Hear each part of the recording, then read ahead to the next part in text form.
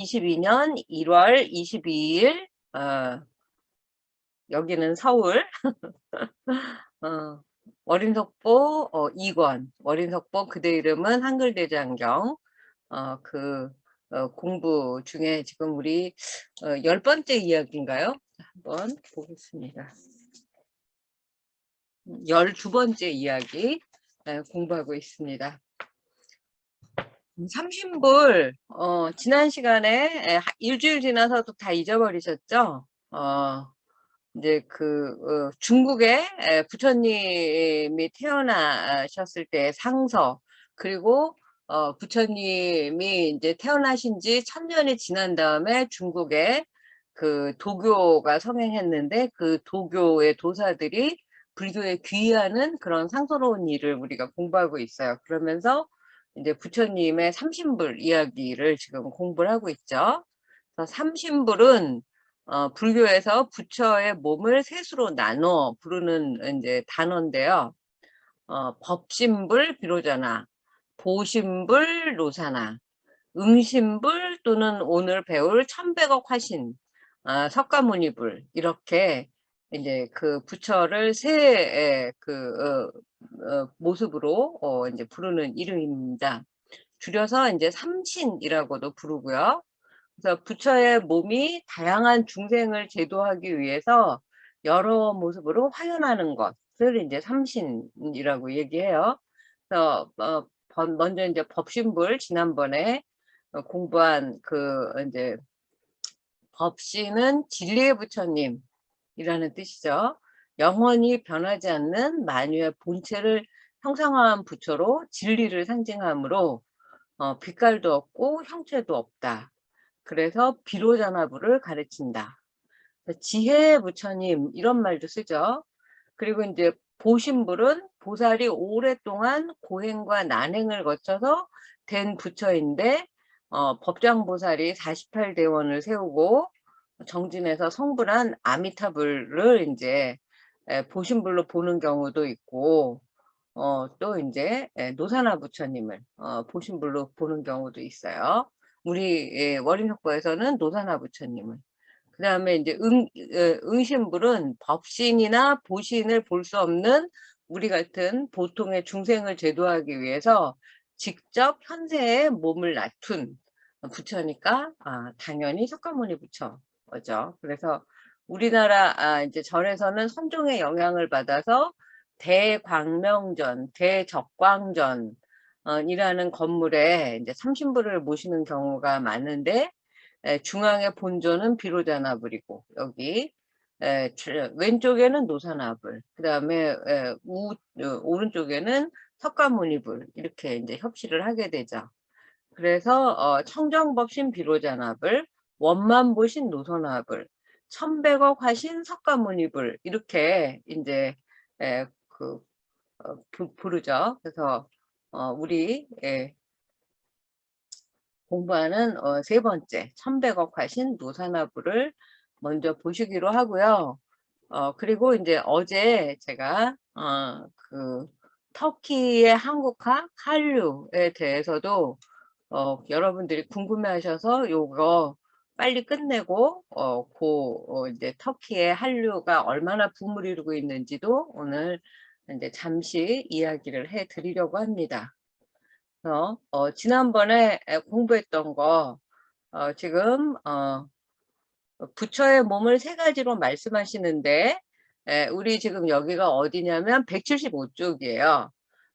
청정법신 비로자나불, 원만보신 노사나불, 천백억 화신 석가모니불 이야기하면서 지난번에 비로자나의 의미 기억나세요? 다시 한번 볼게요.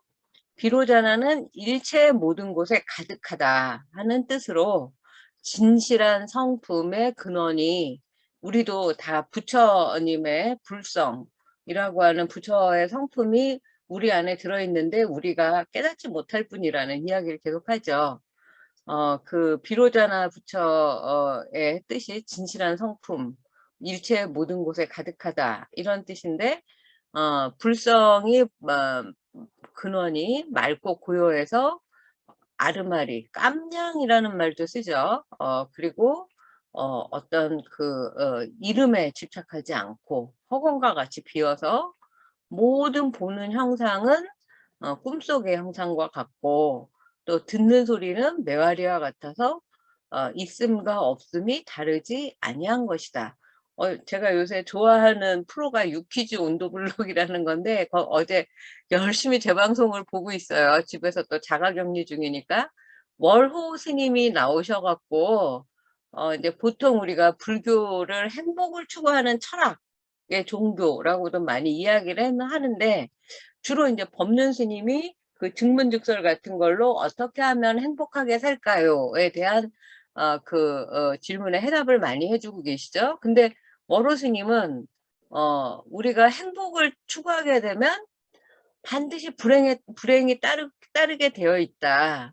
아 행복은 손등이라면 불행은 손바닥이다.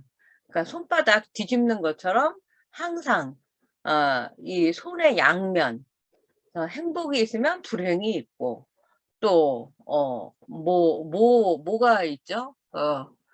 삶이 있으면 죽음이 있고 이런 식으로 해서 생과 사가 둘이 아니고 뭐 행과 불행이 둘이 아니라는 그 사실을 알아서 마음을 편안히 하는 것, 안심론을 주장을 하시더라고요. 그래서 그것도 저한테는 굉장히 어제 아주 인상적이고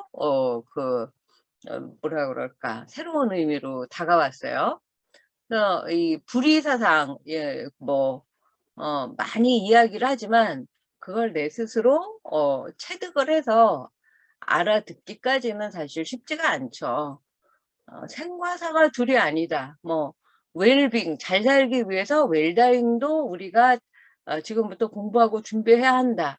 이렇게 입으로는 머리로는 생각을 하지만 내가 지금 이렇게 살아있기 때문에 언젠가 죽으리라는 생각을 잘 못하고 살지 않습니까? 그리고 어떻게 생과사가 둘이 될 수가 있나. 전혀 다른 거죠. 180 도로 다른 거고 말은 우리가 불자라고 하면서도 생에 대한 집착 그리고 죽으면 우린 다 죽어보지 않았기 때문에 과연 어떻게 될는지 이런 것들에 대해서 우리 그 불안을 인제 항상 가지고 살지 않습니까? 그래서 그런 것들이 다 인제 아르마리고 깜냥이라는 거고 그런 뭐 행이니 불행이니 뭐 부하고 뭐 가난한 거니 뭐 이런 것들에 대한 이름에 대해서 항상 집착을 하게 되죠.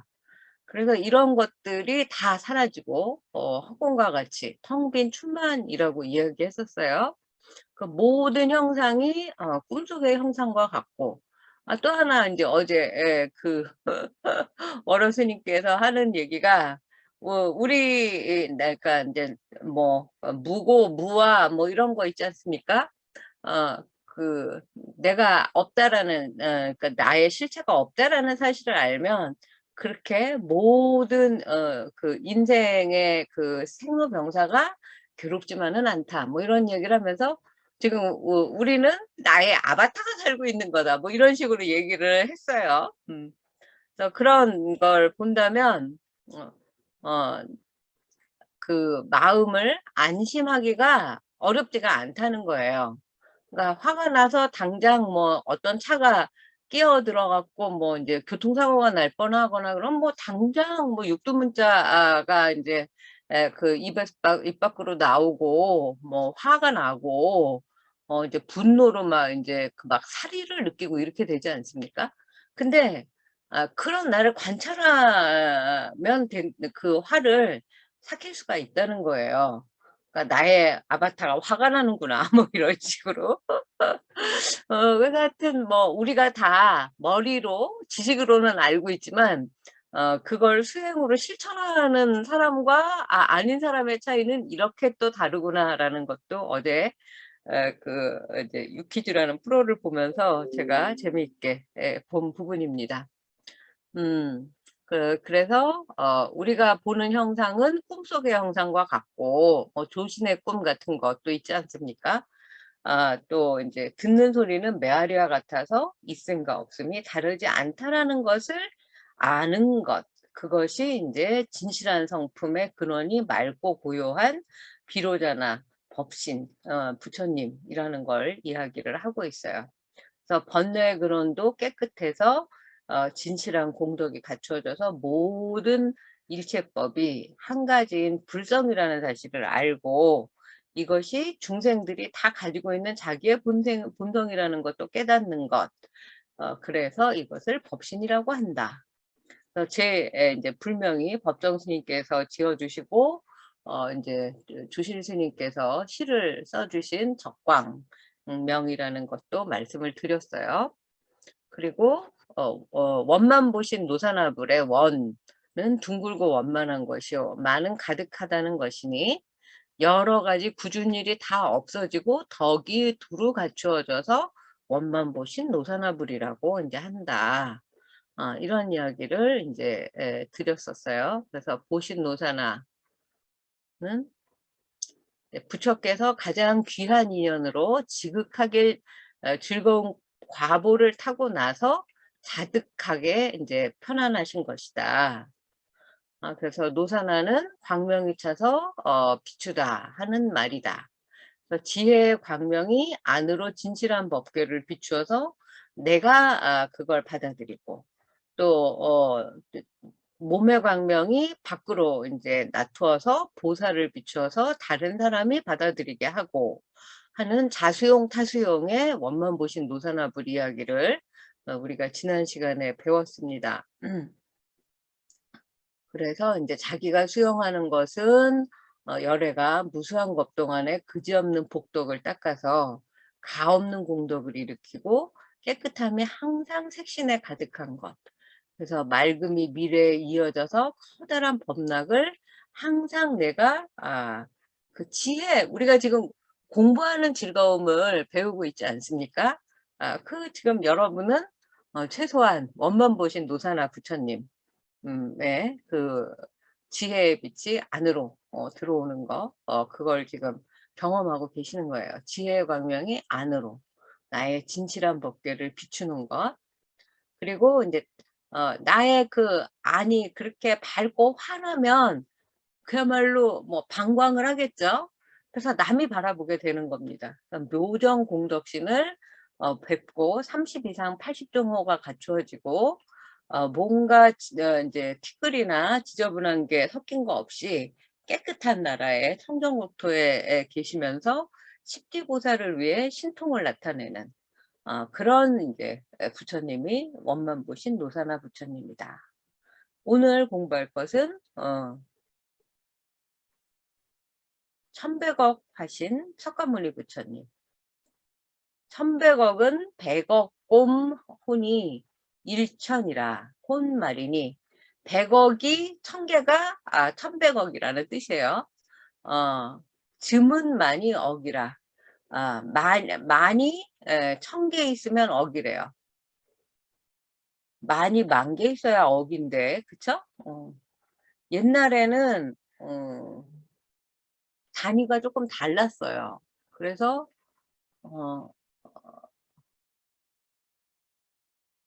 억이 10,000,000이든가 뭐 하여튼 지금도 이게 공이 7개지 않습니까?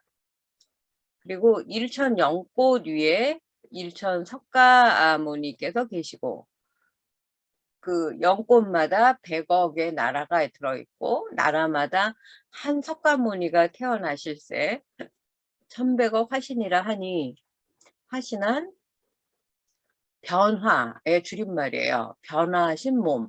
이 세상에 낮추기 위해서 이제 청정법신 비로자나불이 사람의 몸을 이제 가지고 태어난 그걸 변화신 화신이라고 하거든요. 그래서 곧 의익 석가난 노사나의 화신이고 1100억 석가난 화신의 화신이 연부제 보리수 밑에 함께 성불하신 석가이시니라 이런 뜻이에요.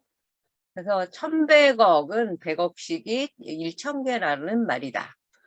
많이 1000개면 억이다. 그러니까 저기 뭐죠? 천만이 공이 8개면 억인데 여기는 공이 8개래야 억이라고 얘기를 하고 있어요.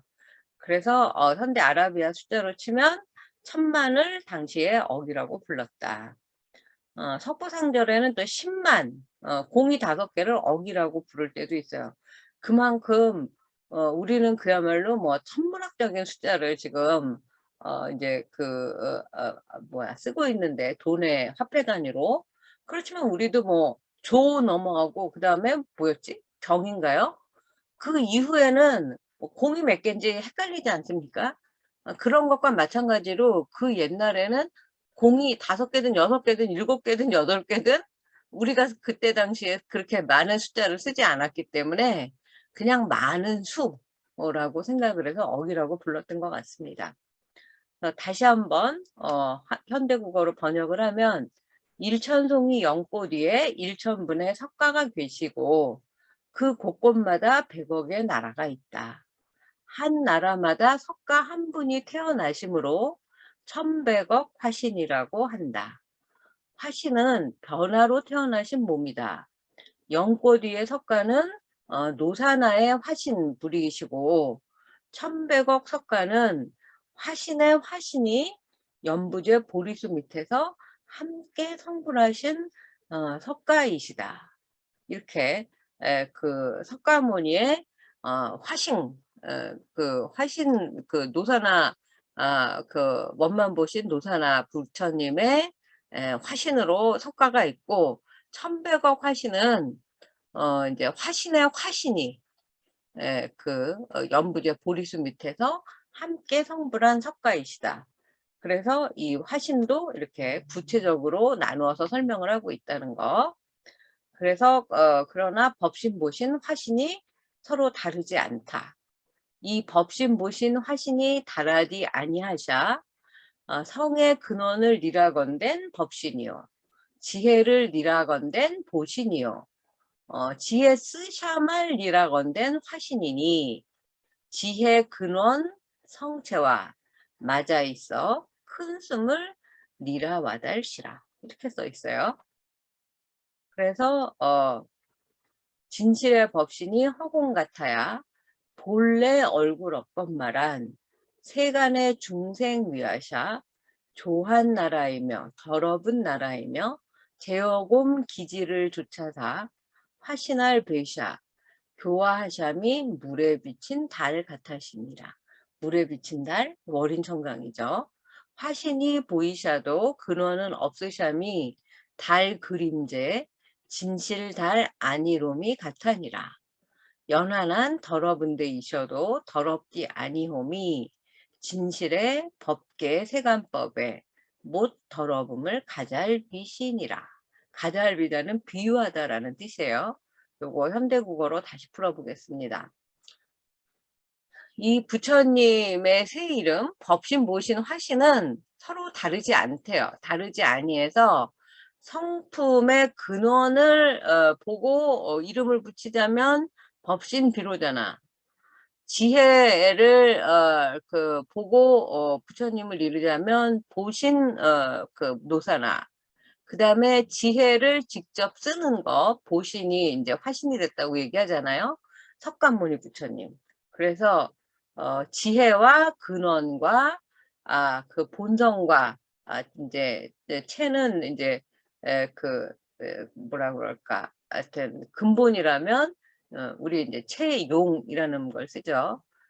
그 본체가 있어서 커다란 씀을 일으키는 것이 석가모니 부처님. 그래서 진실한 법신은 허공과 같다라는 말 아까도 했어요.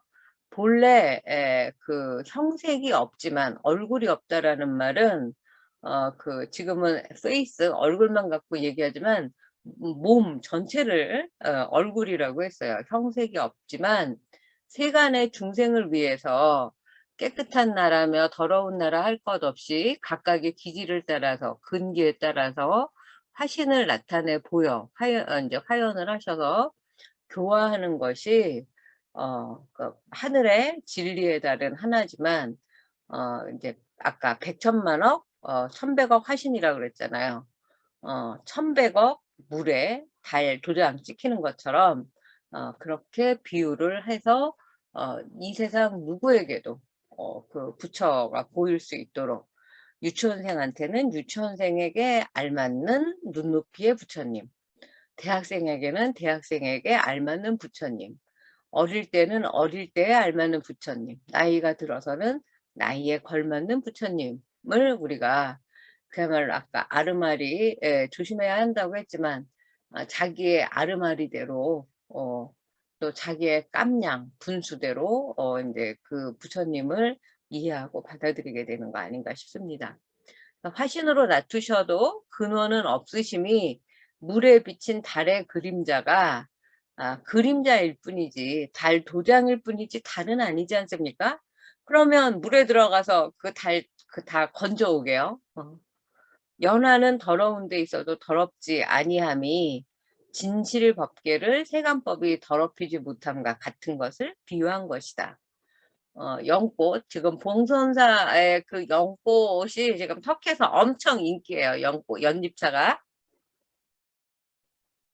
그 연잎차가 진흙 구덩이에서 피어 올려져서 아름답고 주로 인제 분홍색 연꽃하고 홍련하고 백년이 많지 않습니까? 이제 우리 공년사 인제 연지에는 거기에 인제 온갖 그 뻘밭에서 피어나도 진흙 한 톨 묻지 않고 깨끗한 꽃을 피워내고 또 그 잎이 이슬을 머금어서 햇볕을 받아서 잘 섞어서 이제 차가 돼서 우리의 또 건강을 지켜주는 것과 같다라는 이야기를 하고 있는 거죠. 그래서 연꽃은 더러운 데 있어도 더럽지 않은 것처럼 진실한 법계를 중생이 어저께 뭐 전국 뭐 무슨 대회 스님들이 다 모여서 하는 그런 대회를 하는 거 인제 그 신문과 뉴스에서 보셨을 텐데 저도 이제 인제 불자가 아닌 사람들이 뭐 그 정청래인가 하는 사람이 무슨 교회 장로라고 하더라고요. 그래서 좀 뭐 종교 비종교를 떠나서 우리도 사찰에 이제 우리는 신도증이 있으니까 그 조계종 사찰에 신도증을 보여주고 우리는 그냥 들어갈 수 있지 않습니까? 물론 회비를 내지만 회비낸 거보다 입장료가 훨씬 인제 몇 군데만 가도 비싸지 않습니까? 그럼 기분 좋죠. 그러니까 어디나 누구나 입장료를 안 내고 들어가는 그런 어떤 특별한 권리 이런 것들은 인지상정인 것 같아요. 그렇지만 그걸 인제 저도 그래서 한편으로는 어 절에 이렇게 가서 머물거나 잠자지 않고 등산만 하러 다닐 때 그런 생각을 할 수도 있겠다 상식적으로. 그렇게 생각을 했었는데 인제 인제 그 불교계의 그런 이야기를 들어봤더니 저도 이해가 됐어요. 우리가 사실 부처 님을 인제 법을 따르고 산속에서 우리의 전통적인 의식주를 지키고 그 산을 지키고 문화재를 지키는 거 다 누가 하고 있습니까? 불교의 사부대 중에 하고 있는 거 아닙니까? 그렇다면 이 세상에 무슨 뭐 어디 뭐 외국의 무슨 세계문화유산이라든지 무슨 뭐 베르사유 궁전이라든지 유명한 관광 유적지 가면 다 그거 입장료 내고 들어가지 않습니까? 그 사람이 살고 안 살고를 만약에 지금 뭐 삼보사철을 중심으로 해서 지금도 비어가는 절이 점점 많아지는데 그 산속에 사람이 안 살고 스님이 안 계시고 불자들이 지금 봉선사만 예를 든다 하더라도 안 가게 되면 그거 뭐 폐허되는 건 시간 문제고 사람이 살지 않는 집은 뭐 그대로 무너지는 거는 뭐 너무나 당연한 거 아닙니까? 사실 그건 나라에서 돈을 주면서라도 "스님들 계속 계셔 주십시오. 어 뭐 길을 닦아 드릴까요?" 어떻게 하면 이 우리 전통 문화 불교 문화는 다 전통 문화고 우리의 역사 아닙니까? "이거를 잘 지켜 주시겠습니까?" 해도 모자를 판에 뭐 저희 아버지도 사실은 카톨릭 이제 교회에 다니세요. 뭐 우리 아버지는 그렇지만 뭐 또 제가 어렸을 때는 무슨 뭐 크리스마스 때 인제 일요일에 이제 주로 크리스마스 때 하고 이제 여름방학 때 심심할 때 가는 게 교회 아니었습니까, 옛날에? 그런 거를 또 마다하지 않으셨어요. 그래서 인제 그 종교에 대한 어떤 편견이나 이런 거 없이 우리 집에서는 그냥 어떤 종교도 다 인제 내 종교 중요하면 남의 종교도 중요하다 정도를 생각하고 살았었는데, 요번에 이 문재인 대통령은 좀 심했던 것 같아요. 제가 생각하기에도. 자기가 믿는 종교, 나도 뭐 종종 스님을 만나 뵙거나 무슨 그 커다란 소임을 인제 또 불교계 그 한획을 그으신 주실 스님께 배웠다는 거, 어마어마한 인제 뭐라고 할까요? 커다란 복이고 행운이었다고 생각을 하고, 그래서 지금 여러분들 지금 뭐 일당백으로 다 저를 또 보고 모이셔 가지고 다음 학기도 강의가 지속이 되는 거 아니겠습니까? 그런 것처럼 그 자랑스러울 것 같긴 해요. 카톨릭으로 예를 든다고 하더라도. 그래도 자기가 순방하는 나라마다 가서 성당에 가서 기도를 해야 되고, 뭐 이제 스님들의 이제 뿔난 것도 제가 자세히 듣다 보니까 이해가 되더라고요. 그랬더니 이번에는 또 뭐 5천 명이 모였다고 하더라고요. 이 코로나 시국에 5천 명이 모였다면서 또 그걸 가지고 또 인제 꼬투리를 잡고 그러더라고요. 애초에 뭐 봉이 김선달이냐? 문화재 관리료가 아니라 그 사찰 입장료를 그 통행세를 산적처럼 받으면서 이런 식의 얘기만 안 했어도 그냥 이 정권 2달 남았으니까 그냥 넘어갔을 수도 있는 건데, 그런 인제 뭐라고 할까, 하여튼 도화선에 불을 지핀 사람들이 그렇게 할 말은 좀 아니다라는 생각을 저도 하게 됐어요. 그러니까 최대한 저는 지금 객관적으로 얘기해야 하는 거예요. 제가 지금 뭐 이슬람 99.9%가 다 이슬람인 나라에서 강의를 하고 있지 않습니까? 그렇다고 해서 제가 뭐 이슬람이 뭐 "어떻다 저떻다."라고 이야기하지 않고, 거기서도 당당하게 제가 인제 전공인 불교를 인제 대학원 석박사 과정에서 강의하고 있고, 그들 또한 또 한국의 불교에 대해서 긍정적으로 이렇게 다가오고 싶어 하고, 그런 건 사실 보기 좋은 건데, 특히 이상하게 이 기독교 인제 카톨릭은 그나마 좀 덜하다고 했는데, 그 카톨릭 신자인 대통령이 됨으로 해서 '이런 또 분란이 생기는구나.'라는 생각에 좀 씁쓸하죠. 종교를 가지고 있다는 건 인간에게 굉장히 좋은, 어떻게 보면 하나의 행운 내지는 복이라고 할 수도 있는데, 그게 인제 자기만 옳다고 생각하고 자기 종교만 중요하다고 생각하면 그야말로 모든 전쟁이 어떻게 보면 다 그 종교와 소신의 차이에서 비롯되는 거 아니겠습니까? 하여튼 이렇게 삼신, 비로자나와 노사나, 석가모니불이 서로 역할을 달리하는 동일한 부처라는 설명을 이 월인속보에서 어떻게 이렇게 쉽고 이렇게 명료하게 할 수 있을까? 저는 이게 굉장히 놀라웠어요. 사실 이걸 책을 쓰고 강의를 하면서도. 그리고 여기에서도 물에 비친 달 그림자, 월인청강이라는 표현이 월인청강 쓰지 않고 묘사되고 있어요. 진흙에 물들지 않는 연꽃처럼 부처는 그러한 분이시다, 이렇게 말씀하는 것도 이 월인석보를 읽어서야만 알 수 있는 정말 묘미 중의 묘미를 여러분들하고 같이 맛볼 수 있어서 너무 기쁩니다. 그러니까 석가모니 부처께서 태어나신 날이 중국의 주나라 때, BC 뭐 1000년 전인가 그쯤 돼요. 그리고 부처의 법이 2000년 후인 후한이라는 나라에 가서 이제 펼쳐지는 인연에 대해서 이야기하고 있는 중입니다. 정확한 시간 계산으로 하면 뭐 지금 사실 부처가 언제 태어났는지, 어디에서 태어났는지도 여러분들 굉장히 오래전부터 우리가 다 알고 있을 것 같지만, 2600년 전에 태어나셨고 네팔 룸비니에서 태어나셨다는 게 공식적으로 이제 우리가 그렇게 쓰기 시작한 게 몇십 년이 안 돼요. 지금도 룸비니라는 곳이 인도 쪽에서도 주장하는 곳이 있어요. 어 정확한 시간 계산이 중요하다기보다는 인도에서 탄생한 불교가 중국에 인제 1000년이라는 세월이 걸려서 이제 들어가게 되고, 또 어떻게 그것이 상서로 받아들여지고 또 중국 사람들을 교화하는지.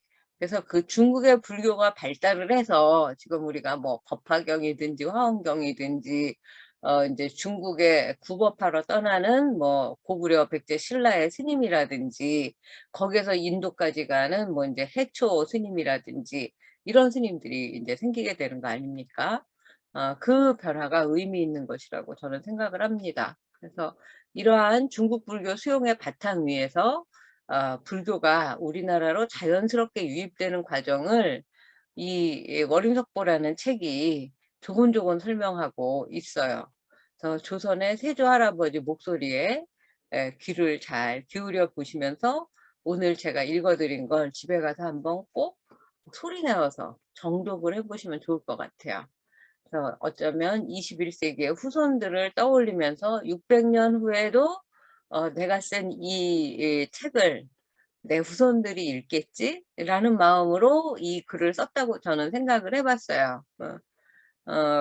600년 동안 잠들어 있었지 않습니까? 사실 이게 봉선사, 월인석보 강자가 없었던들 여러분들이 저하고 같이 이 세조 할아버지의 그 육성에 귀 기울일 수가 있었겠습니까? 다음에는 조선의 훈민정음으로 그려낸 부처님의 80종호에 대한 이야기를 인제 세조 할아버지가 해 주실 텐데, 그 할아버지의 그 무릎을 베고 기다려 보자 이렇게 인제 제가 썼습니다. 그래서 오늘